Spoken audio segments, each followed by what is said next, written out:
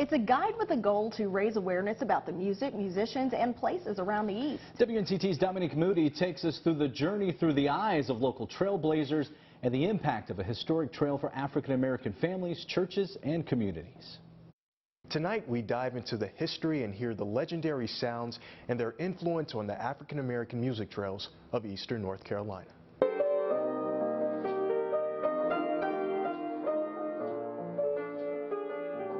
Trying to help people to remember how the music got started. There's so much misinformation on where the music has come from and how it evolved over the years that we'd like to set the record straight on this. It's a history lesson the godfather of the music trails knows all too well. I didn't have to read this.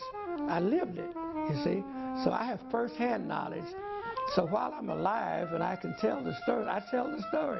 Music's impact in the eastern part of North Carolina is rich. So rich that music legends like Bill Myers wants to share with those that may not know. But this is why this trail has become so important to us, that we recognize those pioneers, those persons who played, quote, in the Chittenden circuit and who made the 30 cents and who had to walk and those kinds of things like that, that they did not get the recognition or the fame that these people like Pat Boone and Elvis got. While fame may be important for others, it's the sacrifices Myers and countless other unsung heroes have made to lay down the foundation for the future.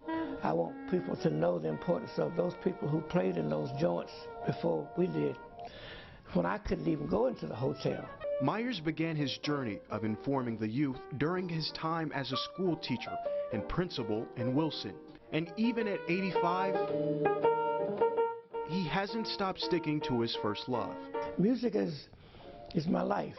You know, I'd be really lost without it. I intend to do music as long as I have some breath. My breath is getting shorter, as you hear. But as long as I can huff and puff and play, that's what I intend to do. But Myers isn't the only one to recognize the influence of the historical trails in the East. It is something that chronicalizes what we have done in the African Americans' contributions to the music industry, and not just the music industry, but culture in general, the arts. It is our heritage. Carol DeShiel is a music professor at East Carolina University. As a professor of music history, DeShiel knows the power that music can have on the next generation based on his experiences. My music meaning the music that I've studied, it's afforded me so many wonderful opportunities to travel the world many times, to interchange musical ideas with so many wonderful musicians, professional musicians, celebrity, but also my wonderful students too. One of those cities that is reaping the benefits is Kinston, the home of the musical park dedicated to remembering the legends of yesterday and today, including recording artist Lessette. You can start all over. If you get the chance to walk through the city, walk through the park, you will see different panels of people that have made a mark in history, and they either was from this city or either from the local nearby areas.